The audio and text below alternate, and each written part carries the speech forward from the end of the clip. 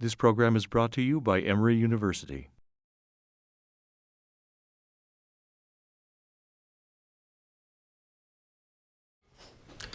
Good afternoon, everyone.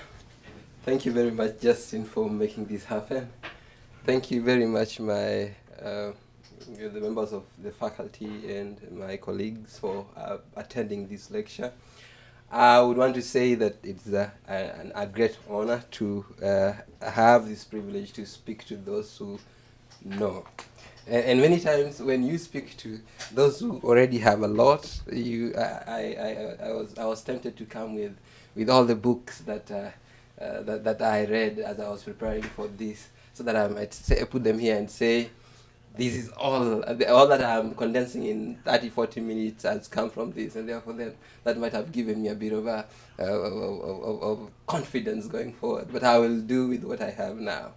Thank you very much. Now, I was asked, I was given a task to look at and relate the state Christianity and state relations in Africa. And when I tried to go into the details, looking into operationalizing the task that was ahead of me, I found out that it was impossible to condense Africa into one lecture or two lectures or three lectures. All our experiences are different.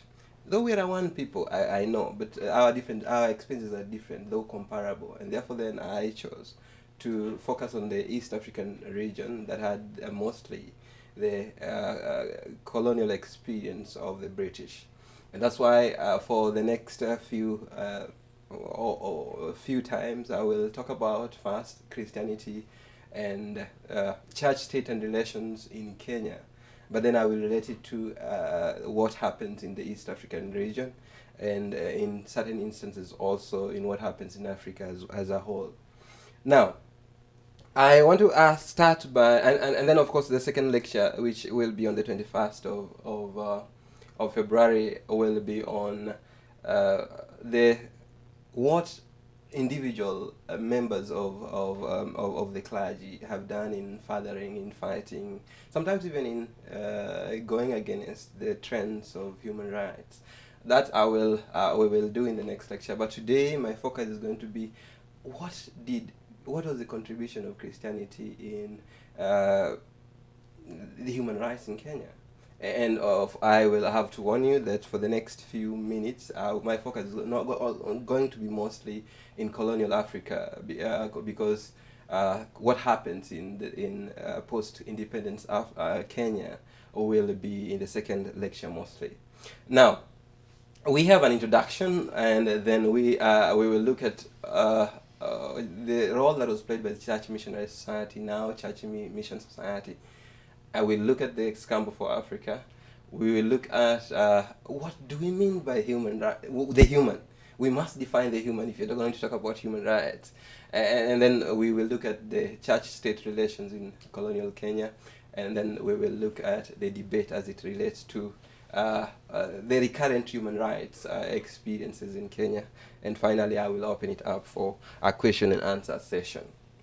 Now, let me start by giving a quote from one of the, a Christian theologian from Kenya.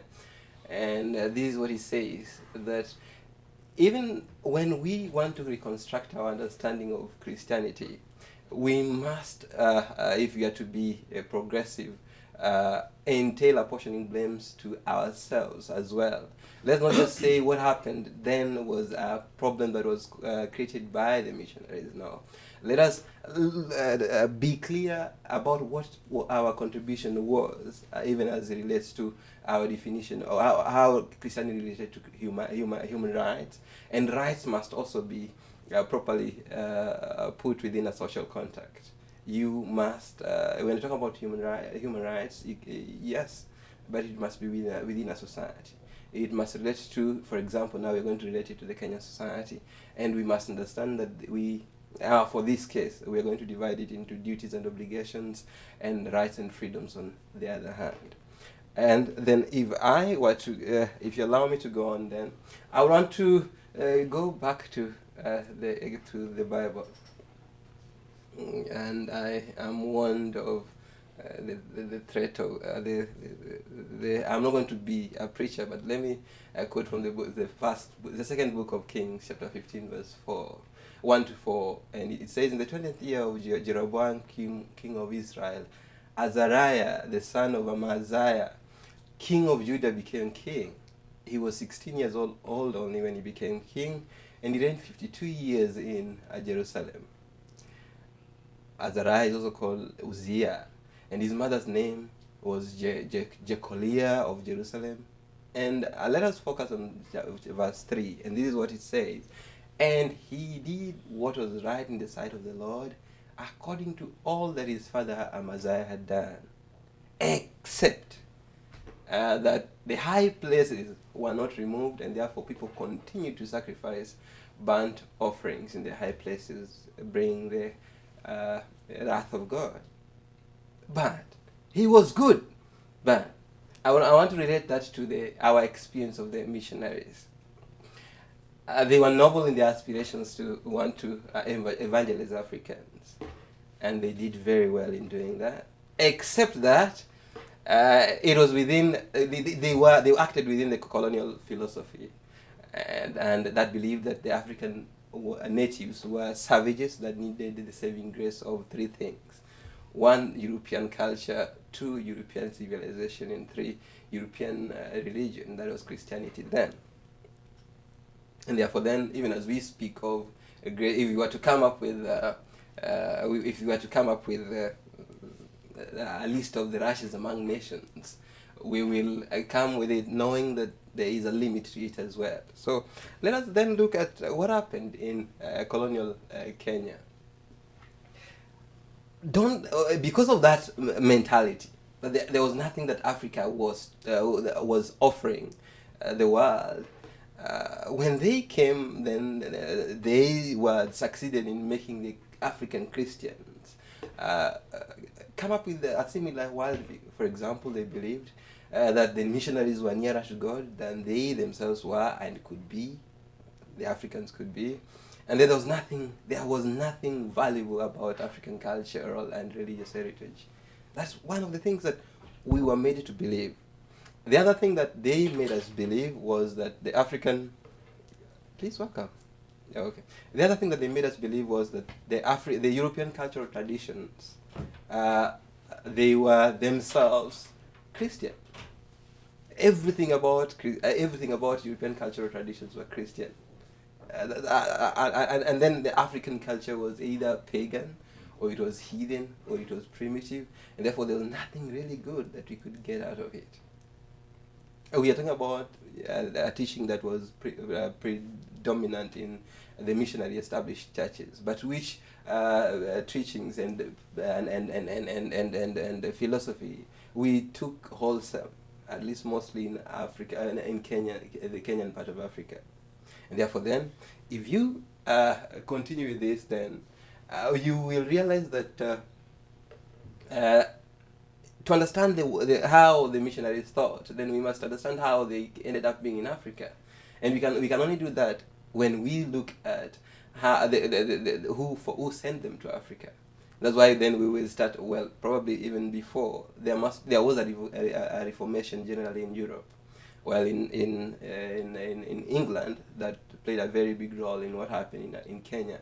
It was the John Wesley's reformation that kept on, and there are some people who left the church and formed the Methodists, but there's some people who remained in the church, and they wanted to reform the church from within. The Clapham sect, for example, that formed the Eclectic Society, that formed the church missionary. I don't know what I did. I think. Oh, okay. That formed the church missionary society. These people had four things that were important to them. 1, it was the abolition of slave trade. 2, it was the social reform at home, and then the third thing was evangelization. CMS that was had an ideology, and it can be summarized in 3 C's. One was commerce and Christianity. One was commerce, two Christianity, three colonization, and then civilization, and then finally colonialism. The first in Kenya, of course, the other parts of Africa had experiences with missionaries earlier, and the east coast of Africa had experiences with Europeans even earlier. We had the Portuguese coming in the 15th century, but when they came, they had a mandate, and their mandate was to they were mostly business people.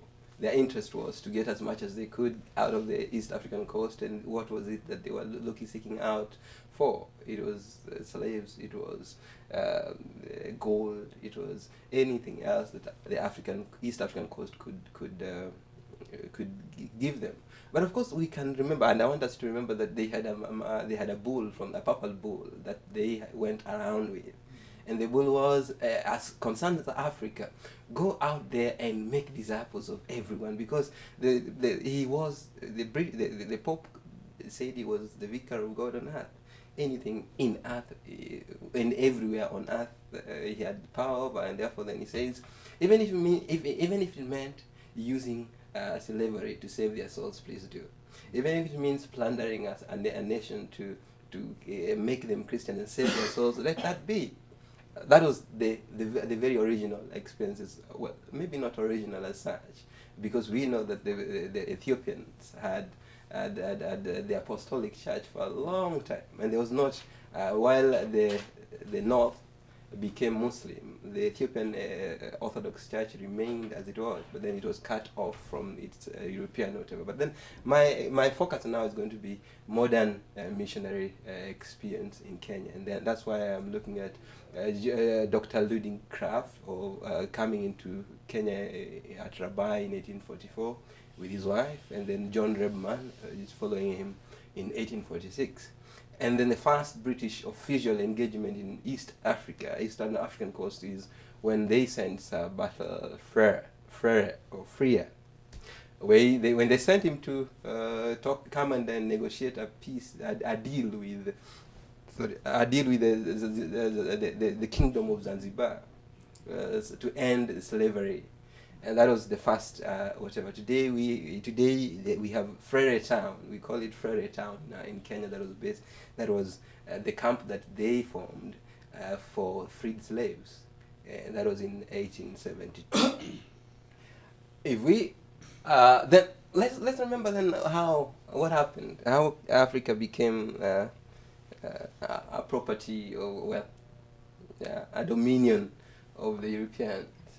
That was they had to sit down in 1885 and divide Africa into spheres of influence, and those spheres were.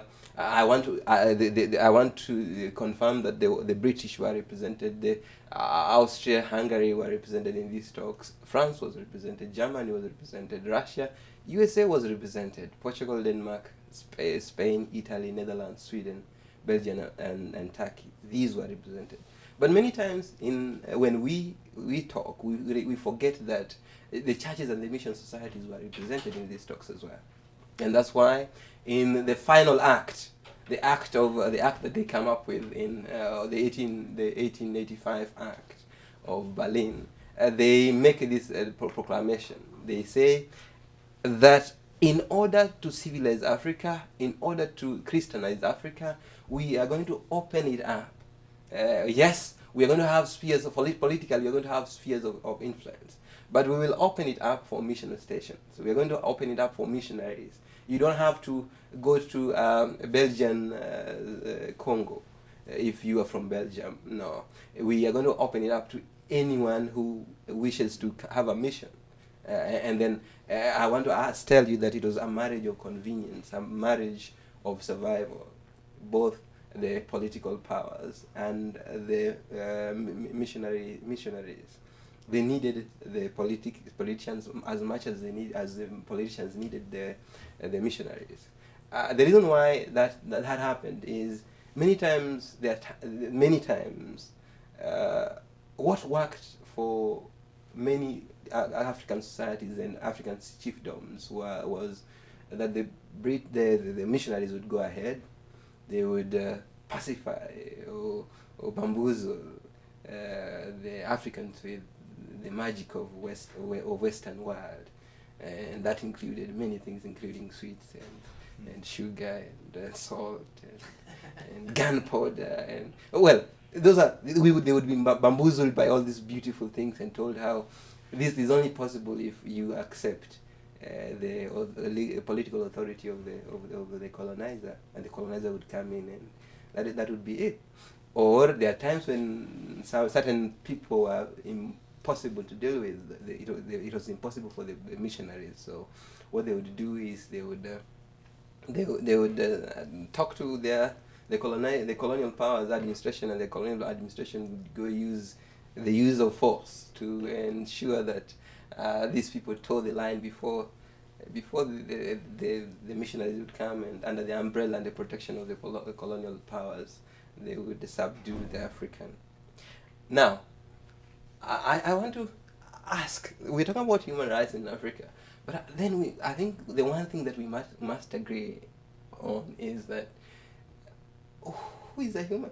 Well, today if I went to the dictionary, I would find a definition of what a human being is.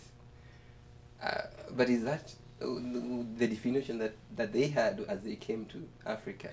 And I want you to know that the Europeans who came to Africa then thought themselves as the most perfect and highest model for the rest of humanity to copy.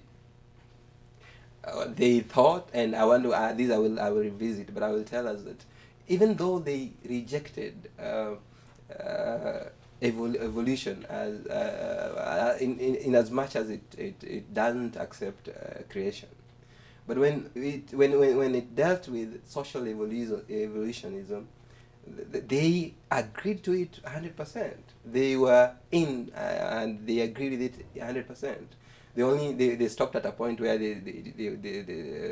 Charles Darwin and his friends would claim that there was no creation, because they were mostly Bible literalists who believe that every part of what the Bible says is what it is. Now, so then the missionary had two things, and they would put on two coats depending on the situation. One, it was either that they were coming to civilize or to Christianize. And most of them also believed that Europe was great not because of anything, but because the European nations had accepted Christianity. That's what they believed. I think many people have written concerning that. But yes, Europe experienced a lot of growth, a lot of development, and a lot of advancement with Christianity. And therefore, when they came, they were convinced that they needed to instill in the African the civilized way of the European.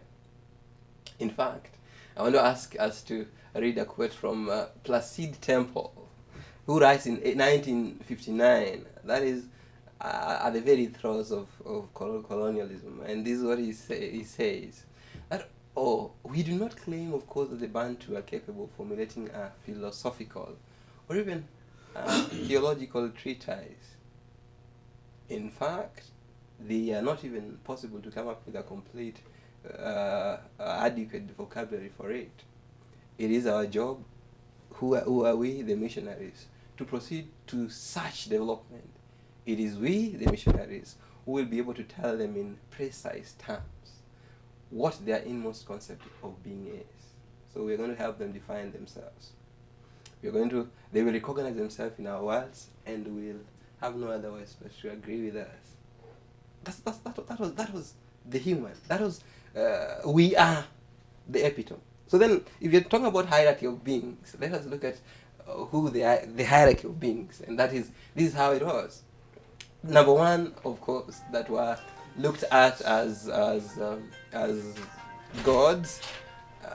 They were the missionaries. They were They represented the power and the wonderful gospel that transformed.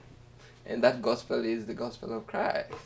And then after that, of course, the one who wielded the power, wielded temporal power, and that was the administrators. I want to tell you that then, though I put the settlers as number 3, the settlers thought themselves as number 1. In fact, they looked at themselves as the guardians of European civilization, European superiority, and they worked very hard to keep the superiority of the European superiority myth alive. So then, all of us, Africans and others, were to try to evolve as much as we could, so that we could get to them. Maybe that reminds me of maybe someone has read a similar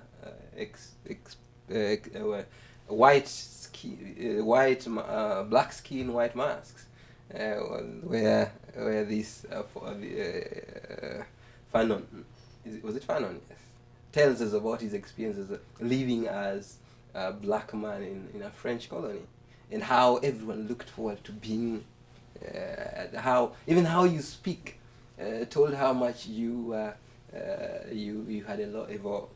And then secondly, then number 2 came in the Indians and the Arabs, because of course they had learned to trade, they had learned to a few technical stuff, and therefore they came in at number 2. And then number 3, of course, were the savages. Oh, well, that's what they call them. The African, the black African. And it's not just being African that placed you there. Within the African, the African person, there was also a classification, where if you are converted and educated, then you would what? You would be at number 1. If you are a native, you are an African and uneducated but a convert, then that would make you number 2. If you are unconverted but read but educated, you come in number 3. They didn't care. And there's a story that I'm going to shortly share with you of what that simply means. And then, of course, if you are a native and uneducated and unconverted, then you would be at number 4. And then the last and the most hated. Many times they were considered illegal in colonial Kenya, were the native educated independents. Those who thought and disagreed with the missionary, and said, we have accepted Christianity, yes, but this brand of Christianity is not what we believe in, and therefore then we are going to come up with our own understanding of Christianity. And those most of the time they were considered more dangerous than even the unconverted traditionalist, because with the unconverted traditionalist there was hope that one day he might see the light and join the work. Now, but this was not going to be forever. Things needed to change, and things started changing. And that's why for example, I will tell you that for as long as Kenya, for as long as the missionary came to Africa, there are 3 things that they did. They established a church. The next thing they did, they established a school, because they believed that the only way for these people to understand to read the Bible, they must understand, go to school, get an education. And that's why the first secondary school that was established in Kenya was in 1905 by Reverend J.J. Willis. And it happens that I am an alumni of that school. I went to that school many years later. Now, the other thing that we want us to understand is that there were the Church of Scotland Mission was originally, of course, the church that David Livingstone went to, and when London Mission Society sent him out, they had also their thought of what it means to deal with the Africans. And one thing about them was that they believed thoroughly in the abilities of the Africans, and of course from a very from as soon as he landed in Kenya, he believed that it's not a white man's country. The best that the white man can do is help the African see the light, and after that, then once they have the light, then they have no place so John William Arthur did an excellent job at a mission station in Kikuyu. Kikuyu is not too far from the capital city, and he was the pioneer of Alliance of Protestant Missions. Alliance of Protestant Mission has now changed to, when at independence, it's changed to the National Council of Churches, Kenya, and has been a fighter for human rights in independent Kenya, as I will tell you in the second lecture. They've been at the forefront. They have taken the bullets. Sometimes some of them have even faced death because they have believed in human rights. And then, of course, the theology also started changing when, for example, in 1963, years after Ghana gets independence, and they have a session with Nkrumah in England, and they are amazed at what the African could do on their own. The first few years of Ghana's independence were amazing. They thought that Africans could not do this on their own, but Dr. Nkrumah did an excellent job, and that's why they now started talking about the language of equality of the human being. And that's why I quote from George Carpenter when he says, if African racial inferiority has no basis in fact, then political patterns based upon it can hardly be justified today. In fact, Christians have a duty to be sensitive to their falsity, and to realize that the equality of human rights and opportunities is a basic principle of the Christian faith. Now, we are talking about Christians talking about equality as a basic principle of the Christian faith. That is changing. It is changing. And that's why I want to then I highlight this man. I have letters that he wrote. A few of the letters that he wrote. He was a firebrand. In fact, the settlers would call him the archdevil of Kavirondo. The archdevil of, well, he was the archdeacon of an archdeaconry, an Anglican archdeaconry of the part that my village falls, and yes, he was. When I went to Maseno, what I realized was every domes, the domes that we slept in were named after our previous principals, except for this one that was named Owen. And I looked through the list of our principals, and there was not an Owen. And then that's when I realized I had that he was chairman of the board for a long time. And being chairman of the board, he did a lot to fight for independence. If you can get your report, if you can get the 1934, 35, 36, 37 British government report on Kenya, he had a lot to, well, they quoted a lot from him, because he was one person who was opposed to the settlers, and in fact, he said the settlers had no place in Africa, and they had no place in getting African land for almost nothing. And then he opposed the taxation for a long time, for over 20, I think 30 years. It was the black man that was taxed. There was hat tax. There was, if you had a hat, what they call the kraal in your boma, you would pay tax for it. And if you had, there was the poll tax as well.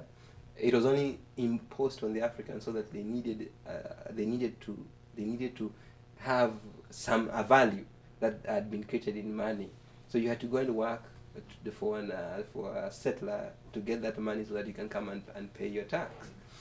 He opposed all that, and then he also did not like the injustice that was being suffered by the Africans, and he fought police brutality for a long time. In fact, if it was the chronicler of the writer of the Chronicles, writing about this the deacon. Then his chronicle would read like this. Now he was like Ezekiel, who was righteous before God, never turned to the right or the what, to the left, and followed what is what is he followed what is what David did to the end, and in fact he fought against the establishment to the core. I want to read with you this, and look at what the PC for Nyanza reports of the Archdeacon in 1929. He says, as far as I can gather, he Owen that's little or no mission work, but he rushes around the country trying to catch the wretched administrative officers out in some illegal act. They did not like him a lot. I have with me a letter that he wrote to the governor in 1932. There was a member of his congregation who was charged with holding an illegal meeting, holding a meeting with a legal baraza was a meeting without authorization from the colonial government, and because of that he was found guilty and given a fine of 200 pounds then. 200 pounds then, that must have been a lot of money. And therefore then he started by, he says, I humbly crave to be allowed to petition you on behalf of this man was called Jason Gore, because he is suffered under a grave miscarriage of justice. What happened was, and I think I want to ask, use this whatever to relate this experience with church-state relations in colonial Kenya. Many times the colonialists sided with the administrators, but there are instances when they openly disagreed, and this is one such instance. There is a man who was called Ishmael Owor. Ishmael Owor was appointed as a chief of an area around my place. He was appointed as a chief. And most of the time, the British tried to rule indirectly through the paramount chiefs, through the local chiefs, and the church did not agree with his appointment. Well, for someone to be called Ishmael or Ishmael, he must definitely have been have converted to Christianity at that point. Or for you to be registered in their schools, you had to be given a Christian name. So you had to take a name. So this definitely might have been one of these people who took a name, got an education, and once he got an education, he was clear about what he did, that he was not Christian. So when he went back, they're saying this man had and still has the evil reputation of practicing witchcraft. And therefore then, as a church, we have said no. And when the meeting that is supposed to have taken place was a meeting that was okayed by us, because we were against this man's appointment to the what? Appointment to the... I have 5 minutes, and I'll try to wrap it up in 5 minutes so that I give room for questions. So then here we are. You understand? He says and then what happens in this case is he goes on and petitions the Chief Justice. The Chief Justice then listens to him, and then he decides to petition the governor. We agree with many things, but on this we disagree that a pagan, a heathen, can rule us as a people. The power and the influence that the Christian church had then. And I think, I didn't follow to the end how this ended up, but yes, they could make the administrators not sleep. The second is the second letter he writes to a friend of his who is called Hooper, and he says, gold hunting in North Kavirondo now has about 350 to 400 Europeans searching for gold. In fact, the case was told of one European whose claim included a native crab he came and he wanted to settle. And he says, this is going to be my house. Someone else's house. I don't care. This is going to be my what? My house. The owner of the house says no. And because the owner of the house says no, they start a fight. And he puts this man down. He started pegging out and commencing operations despite the protest of the natives. From the words came to blows, and the native was soon on the ground. And then his daughter, who must have been a hefty wench, seeing her father failed, picked up a stick and laid out the European for 20 minutes. When he came around, he had her arrested and was given 3 months. Very hard luck, I say. In other words, I want to, highlighting the experiences of, there were mostly very bad experiences with not just the missionaries. Many times the missionaries were on the side of the what? Of the Africans. And many times also they sided with the settlers, sometimes even in the face of injustices. But there were a few who stood out, such as I have highlighted. And today, even as you go to Kisumu city, the city of Kisumu, there is a memorial for him. Now, let me look in less than 5 minutes. I want to highlight the Catholic approach. The Catholic had a different approach, and the approach was they said transforming Africa by the Africans themselves. And one thing that Catholics had learned for the more than 1,000 years that they had dealt with the Africans was that it was not going to be possible that an outsider comes in and tells them how beautiful their religion was. And therefore then they insisted that if you were to go in, then we must the first 6 months given you to learn their language. You must learn the language of the people. And then the next thing you need to do is approach their leadership. Once you have converted their leadership, then you have the whole people. And in fact, I was talking about there's this book about Michael J. Whitty, who wrote someone writes about him later. He says Michael J. Whitty, a masterpiece on missionary and how to do missionary, how they came very late, 1902. That's when the Catholics came in. But by the time they were leaving, by the time the colonial government power was coming to an end, they had taken about 30% of the government. 30% of the African natives were Catholics. What they did was that by the way, the reason why I highlighted the white fathers. The white fathers were they were called white because they came from the north of Africa. It was invented that whatever came out in north of Africa. And what they learned and did was be present among the Muslims without preaching and trying to convert people. Do good things without going out and proselytizing. Live like them. And that's why if you see them, they are all white. They cover us up as the Muslims did. And when they came down to the East African coast, they did an excellent job in by the way, other Protestants would mock them, because the other people when other Christians rejected certain people as not qualifying to be baptized into their church, the Catholics would whatever, would invite them, would accept them. For example, I have a letter. Time will not allow me, but then I will tell you this. During that which shaped the human rights discourse in Kenya were a number of things. One, there were revival movements as well. For example, the Holy Spirit movement that swept the east coast of Africa from 1927 to 1938.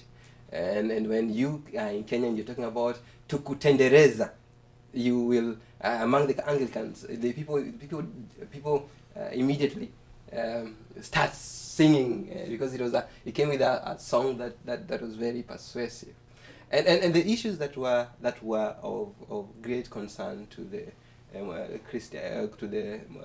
Christian missionaries were, of course, the polygamy, and I will hope to deal with this in the third debate. And then there was the female circumcision, and female circumcision led to a split of the church, where many natives left in 1929, 1930, and then the place of the African music and instrument in church. How much of that was to be allowed?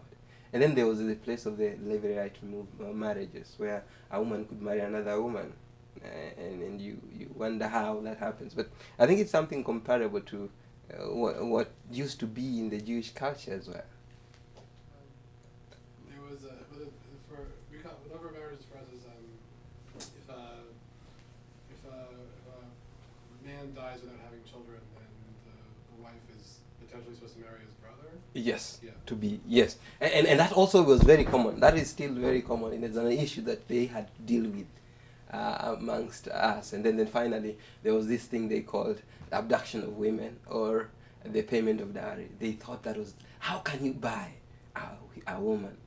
And that was some of those things that led to the split that was. And then finally, many times, the missionaries were considered as agents of the colonial power, and that led to many African-led schools and churches within colonial Kenya. I know I had a lot, but then in independent Kenya, issues have been. The church worked very closely with the government in the education sector. They continued with the work that the missionaries started in the healthcare, and many times also because the churches had their headquarters in the Western powers that they used the churches for public diplomacy almost all the time. But immediately after independence, we had in 1969 the death of Tom Mboya, and Tom Mboya was a minister in Kenya who was killed, just gunned to death, and the church started saying no and started making noise, and later 1969, 1970 there was oath taking. You had to take an oath to stand with the president. That was 1969, 1967. Certain members of the church said no, and then there came a land grabbing culture that continues even up to now, and it's one of the issues why we have a lot of conflict in our country. And then there was 1982 coup that led to repression and dissent, and then finally the church and the fight for multi-party democracy. That is 1982 to 1992. I will hope one day that these are some of the issues that we will focus on. The church and the fight for democracy, the church and the land conflicts in Kenya, the contributions that the church had in either fueling or fighting tribal clashes, and then there was also the part that the church has played in ensuring there's representative democracy, and then in judicial reform, in the constitutional making process, in the war on terror.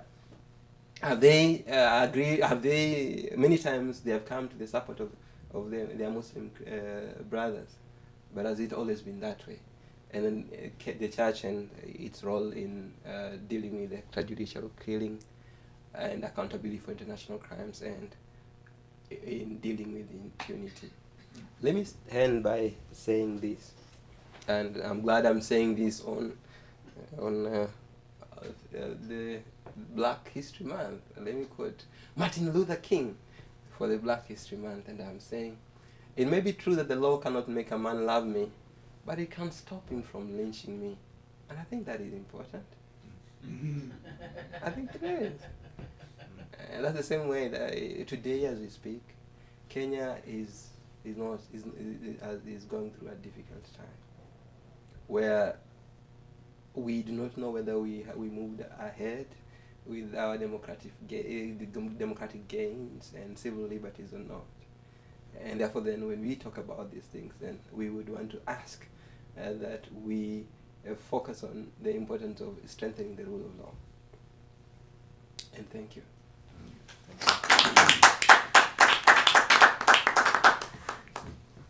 I open it up for any questions.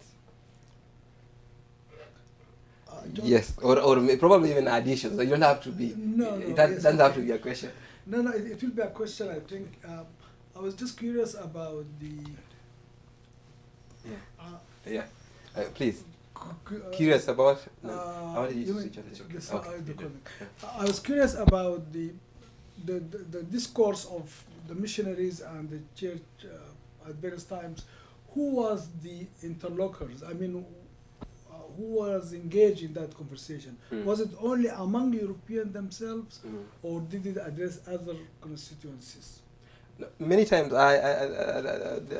many times when it comes to having a say in what happened in colonial Kenya,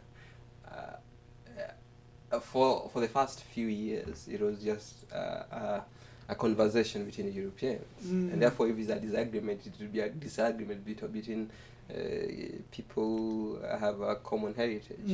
But even and then we came to 1907 when we have the first National Assembly. The first National Assembly has only representation from whites for the next 15 years. And there were, the church, this is what the church did. The church nominated persons to sit in the Legislative Council as a representative of native interests. But then, and then in 1920, 1920-21, the Arabs have now, there are now 3 or 4, Arabs and Asians are about 3 or 4 times the number of the Europeans in the colony. And they came up and said we needed representation. And we needed to get land in the White Islands. And that is when eventually, I think, they started with 2 representatives of the interest of the Arabs, and continued with the white missionaries representing the interest of the natives. And then in 1944, finally, they decided that we now needed to have the voice of an African. And then we have a first African representative in the Legislative Council, 1944. Almost 35 years after establishment of the yes. Thank you, Prof. Please. Thank you. 3 points. Wonderful to hear you. Thank you. A small one. You said Ishmael indicates that the person is probably a Christian family. Okay. And from a Western Christian understanding, Ishmael is the father of the Muslims. Yes. And the question is how did that transform in the African imagination? Okay. How is Ishmael viewed as a Christian?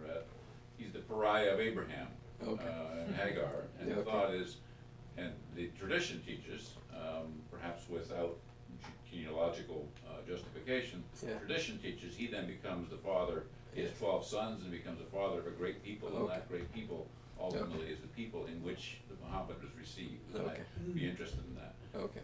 Second is a bigger question, which is the role that the ancient apostolic church that you mentioned, Yes. that we often ascribe to Ethiopia, but I think It was bigger than that. much Yes. bigger than that. Yes. What Yes. role it played? Mm. It's such a critical, deep source of Christian identity in the world. Very distinctive, if not unique, in its formulation of doctrine, liturgy, text, tradition, leadership. And how did the Western European missionary interact with that deep indigenous apostolic church, which is much older than the European? Was it viewed as a hostile group? Was it vilified? Was it suppressed? Or was there some kind of interesting symbiosis that emerged, which is really important for thinking about world Christianity? The third, more amorphous question, but I think important. 20-odd years ago, standing at a lectern like this in this law school was Desmond Tutu. And Desmond Tutu, I always like to tell the story of, here we are as Africans, and the missionaries came, and they said, please fold your hands and close your eyes. Yes. And we dutifully did. Yes. And after they said amen, we looked up and our land was gone. Yeah. And they left us the Bible. And it looked initially like a bad deal. Yes. But eventually it became a good deal. Because what we ultimately saw in the Bible was a textbook of liberty, as Father Tutu called it. And he said ultimately what emerges in the churches the churches become zones of liberty, Yeah. even if the colonial powers around them are not. They help vindicate first generation rights of political speech and press and association and assembly in a way that the colonists didn't. Yes. They provided second generation rights of education and health care and charity and poor relief, and they even taught us some of the third generation rights of Yeah. environmental stewardship and care and proper development. Mhm. And the story you've told till now, although briefly stated at the end, you were getting to some of these questions, Yeah. seems to underplay that They're all, yeah. piece of the role of the Bible as a textbook of liberty and the role of the church as a zone of liberty and ultimately a platform for liberal reform. Okay. Is there something in the story in Kenya that is worth lifting up with those Okay. themes of Father Tutu in mind? Okay. Yeah. Let me start with the Ishmael question, and yes, I think for the Muslim presence in Africa is, especially not just Africa, but in the east coast of Africa, is it's long, and therefore then there are possibilities that when we're talking about Ishmael, the Ishmael name, it might just have been inspired by the, for example, in Mumias, which is within the Kavirondo area, we have had Muslims from before colonialism, Islam before colonialism. But then when and then the other thing that I want to say as well is that for Africans, I think whether you are Ishmael or not, we have very many friends, not just friends, but Christian friends who are called Ishmael. Yeah, there are many in our midst, and therefore then it is a name that is shared. Something that's unique to us, mostly Luos, me as a Luo, is that we are very we adapt, especially as it relates to names. We easily borrow, so that don't be surprised if once I go back home and I get a child, like you end up being named, and therefore there's a John Witty coming from Kenya. So then I think that happens. So then for Africa, at least my experience of Africa and the Christianity, the names as they appear in the Bible, anyone can name their persons in it. So that I've seen a lot of Ishmaels who are Christians, but yes, Ishmaels are mostly Muslims. And then now about the experience, did the apostolic churches, especially in the North Africa, stretching to the western part of Africa, play, and in the Congo as well. It stretched all the way to the Congo as well. Did they play a role? The answer is yes. For many times, even if you hear the stories, African stories that was told before the Western Christianity came, there are stories that you can relate to the Bible. A lot of it. For example, the story of Moses is told and an old man told me this. They knew about this story, only that the players are replaced, and what it is that people are going to fight. They were fighting for. They were going to look for their cattle, because we're talking about cattle, So you will see those influences around. But then when you relate it to what happened here and now, then you will go to the Battle of Adowa, the Italians and the Ethiopians. The Italians, once Ethiopia was declared part of the community of civilized nations, the Italians decided to raid it. And when it did, every missionary who was in Ethiopia then was expelled. They expelled whatever, and then that ensured then that a working together that had already existed before was severed, because this was this big Italian nation. that insisted and thought that they had a right over Ethiopia, and yes, for a few years they supposedly colonized it, but then it was not recognized in the world, and eventually after 10 years or less, they were defeated, and they had to leave. 1913, I think, they had to leave. So that is how what happened to sever the links that the Apostolic Church had with Western Christianity. And then the final thing would be, yes, when I have, as I talk about what happened, and I know I have when I talking about what happened, and at the beginning it sounds bleak, but I will tell you that the experience that that Christianity has had, not just experience, but the influence that Christianity has had in the world is and in Kenya, for example, is fundamental. I will tell you that Christianity had an uplifting experience, and therefore then, while we thought that we had lost our land, we found that we've gained a lot. For example, let me quote Ezekiel Mpapelele. He's a South African writer, and this is what he says in his autobiography, Down 2nd Street Avenue. He says, and this, I think I share his sentiments, and this is what he says: I personally cannot think of a future of my people in South Africa as something in which the white man does not feature.